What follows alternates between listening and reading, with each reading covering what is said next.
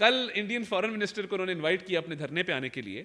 S C او کے اور ملک بھی ہیں, پتہ نہیں باقی ملکوں کو کیوں نہیں انویٹیشن دیا, ایک ہی ملک کو انویٹیشن کیوں دیا ہے. بیرسٹر سیف صاحب نے کل ایک ٹاک شو میں کہا کہ ہم جے شنکر صاحب کو انوائٹ کرتے ہیں کہ ہمارے دھرنوں پہ اور ہمارے پروٹیسٹ کے اوپر آئیں, تو باقی بھی ممالک آ رہے ہیں ایس سی او کے اوپر, ان کو بھی دعوت دے دیتے.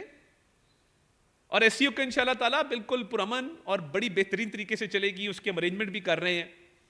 یہ جو ایک ہی ملک کو دعوت دیتے ہیں نا, مجھے بتا دیں اس دھرنے کا مقصد کیا ہے؟ کیا کوئی ڈیمانڈ سامنے آئی ہے کہ مہنگائی اور کم کرو, اکانومی کو اور بہتر کرو؟ ادھر دہشت گردی ہو رہی ہے, دہشت گرد چڑھائی کر رہے ہیں خیبر پختونخوا میں, یہ کنٹینر لے کے جو ہے وہ اسلام آباد کی طرف مارچ کر رہے ہیں. کسی کو نہ قانون میں ہاتھ لینے کی اجازت, قانون کو ہاتھ میں لینے کی اجازت ہے, نہ کسی کو یہ اجازت دیں گے کہ ریڈ زون کے قریب کوئی پھڑکے امن امان خراب کرے. یہ ہو ہی نہیں سکتا انشاءاللہ تعالی. فوج بھی آ گئی ہے وہاں پہ, رینجرز بھی ڈپلائیڈ ہے, اور یہ ایس سی او بڑے اچھے طریقے سے جائے گی اور اس پہ بھرپور اپنا کردار ادا کریں گے اور اس کو سابوٹاج نہیں ہونے دیں گے. یہ تو کلیئرٹی ہے. مگر یہ مطالبہ کیا ہے؟ ہوتا ہے نا کہ یہ ہم اسلام آباد آ رہے ہیں, یہ 4 مطالبے ہیں. این آر او کی کوشش ہے, یہ ہمیں پتہ ہے. بھائی عدالتوں کے اندر کیس ہے, جاؤ عدالتوں میں جا کے آرگیو کرو. لیڈر کو چھوڑ دیں, لیڈر کو چھوڑ دیں, پھر کبھی ہمارے سے بات کر لو, ہم بات کرنا چاہتے ہیں. کسی کو مطالبات نہیں پتا, کسی کو اس دھرنے کا مقصد نہیں پتا. مقصد وہی ہے جو 9 مئی کو تھا. اور ایسے ڈرپوک ہیں, ایسے بزدل ہیں. ادھر آپ لوگوں نے دیکھا اپوزیشن کے اندر, ہمیں تو دیوار میں چنوا دیا تھا ان لوگوں نے. کسی نے اف تک نہیں کی. شہباز شریف صاحب, نواز شریف صاحب کی والدہ کی میت پڑی تھی اور جج کہہ رہا تھا جرا کرنی ہے. آپ کو یاد ہوگا وہ جج صاحب, اکاؤنٹیبلٹی کورٹ نمبر 2 کے جج صاحب نے کہا جی میں نے جرا کرنی ہے, پھر وہ بعد میں دیکھیں گے.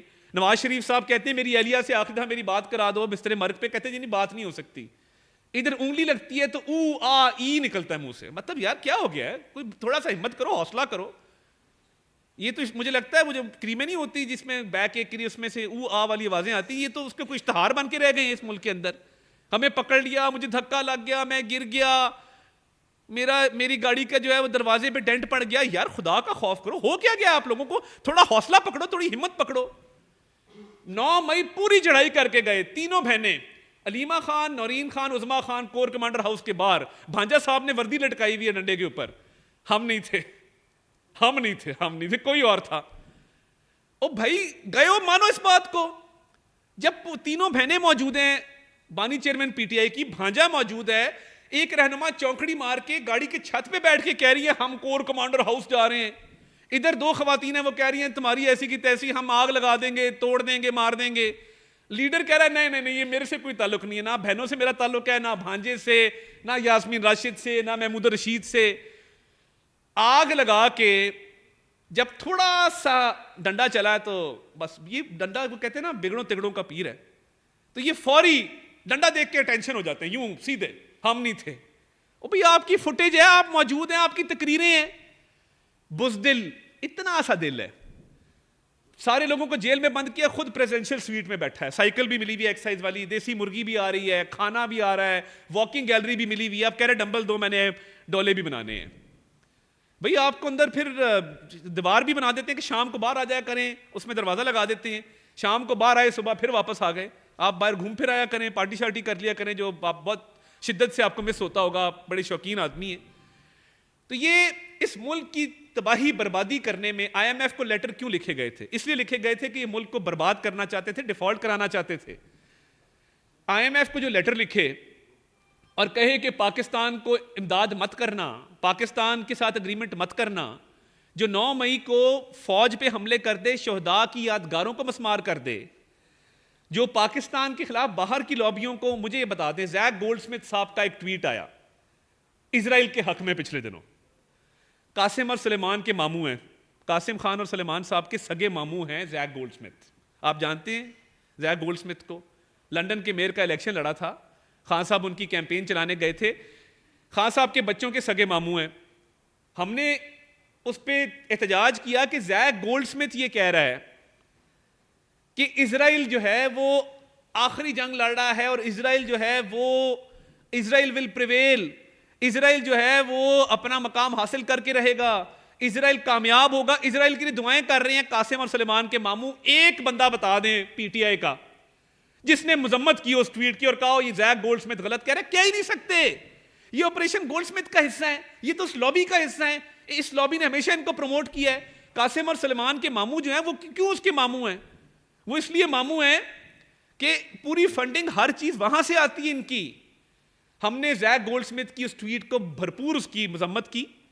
ان کے ایک بندے میں جرت نہیں تھی کہ کہتا کہ زیک گولڈ سمتھ غلط کہہ رہا ہے. فلسطین انشاءاللہ تعالیٰ کامیاب ہوگا، ہم فلسطین کے کاز کے ساتھ ہیں. فلسطین کی ان کو فکر نہیں ہے.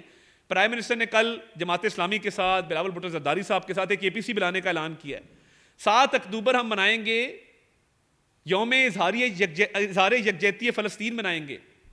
یوم اظہار یکجہتی فلسطین منانے جا رہے ہیں 7 اکتوبر کو. پورے ملک میں سیمینارز ہوں گے، واکس ہوں گی، مظاہرے ہوں گے، آپس میں ہم بیٹھ کے پریس کانفرنسز بھی کریں گے، پوڈ کاسٹ بھی کریں گے، ڈیجیٹل میڈیا پہ بھی اس کو لے کے جائیں گے فلسطین کے لیے. یہ زیک گولڈ سمتھ کی ایک ٹویٹ کی مذمت نہیں کر سکے. جے شنکر وہ کہہ رہے ہیں کہ آ کے ہمارے سے خطاب کریں. بھئی باقی ممالک کہاں گئے ہیں؟ اب یہاں زیک گولڈ سمتھ کی بات آتی ہے. میں نے کسی سے پوچھا کہ یہ جو تھا نا ہم کوئی غلام ہیں کہ مان جائیں، اور ایبسلوٹلی ناٹ. مجھے یہ بتا دیں کہ یہ بانی چیئرمین PTI نے ایبسلوٹلی ناٹ کس کو کہا تھا، کس بات پر کہا تھا، کس موقع پر کہا تھا، کس مقام پر کہا تھا. کوئی ایک بندہ آپ میں سے مجھے بتا دے. آپ بڑے جید صحافی ہیں سارے. کوئی ایک بندہ مجھے بتا دے کہ جی امریکہ نے یہ چیز مانگی تھی جس پہ خان صاحب نے کہا نہیں جی ایبسلوٹلی ناٹ. اس کا کوئی دستاویز، کوئی ڈیمانڈ. پوری قوم کو بیوقوف بنا دیا، ایک بیانیے کے پیچھے لگا دیا، ریاست مدینہ کا نام لیتے رہے، ساتھ ملک کو لوٹتے رہے. ادھر کہتے رہے امریکی سازش. اب امریکہ میں کانگریس مین کے ہاتھ جوڑے، ہمارے خدا کا واسطہ مائی باپ ہمارے لیے لیٹر لکھ دو، ہمارے لیے قرارداد منظور کر دو. وہاں پہ پوری لابیز بنائی ہوئی ہیں. اور بھائی اگر غلامی نہ منظور ہے تو پھر وہاں پہ کیوں ترلے لے رہے ہو، کیوں منت کر رہے ہو؟ اور ایبسولوٹلی ناٹ کہہ دیا اور لوگوں نے مان لیا. بتا دیں کس نے کہا تھا، کس کو کہا تھا، کب کہا تھا، کیوں کہا تھا. اسی طرح یہ بے ہنگم دھرنا ہے. IMF کو لیٹر لکھو، ملک کو سابوٹاج کرو، ملک کو ڈیفالٹ کرو، حملے کر دو فوج کے اوپر، انارکی پھیلا دو. یہ ایجنڈا ہے. اور تکلیف یہ ہے کہ پاکستان ترقی کر رہا ہے. SCO بھی ہوگی، پاکستان ترقی بھی کرے گا، مہنگائی میں مزید کمی بھی ہوگی، پاکستان کے عوام بھی خوشحال ہوں گے. اور تحریک انتشار کا میں پہلے بھی کہہ چکا ہوں کہ تحریک انتشار کا جنون انا للہ و انا الیہ راجعون.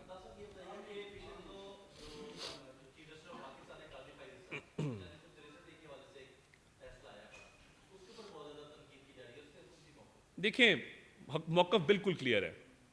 آئین کو ری رائٹ کیا گیا تھا اس وقت، بندیالی کورٹ نے اس کو ری رائٹ کیا تھا. 63A میں ہوتا کیا ہے؟ 63A یہ کہتا ہے کہ اگر آپ پارلیمانی لیڈر کی اور پارلیمانی پارٹی کی ڈائریکشن کے خلاف ووٹ دیں گے تو آپ ڈی سیٹ ہوں گے. اب بندہ ووٹ ڈال رہا ہے، ووٹ گنتی میں شمار نہیں ہو رہا.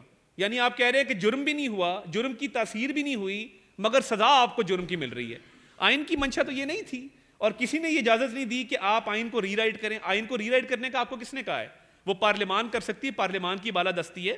63A کے تحت آئین کی جو منشا ہے وہ کلیئر ہوئی ہے. آئین کو جو ری رائٹ کیا گیا تھا ایک غلط اقدام تھا سپریم کورٹ کا، اس کو ریورس کیا گیا ہے اور اب آئین بالکل کلیئر ہے. تو ہم سمجھتے ہیں کہ یہ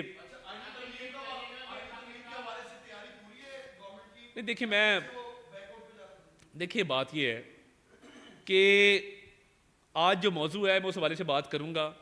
باقی روٹین کی چیزیں چل رہی ہیں. آپ کو کہیں کوئی ارجنسی کوئی ہماری طرف سے نظر آئی ہے کہ ہم بہت جلدی جو ہے اس طرف بڑھے؟ ہم ٹھیک ہے اپنا کام کر رہے ہیں بیک گراؤنڈ میں.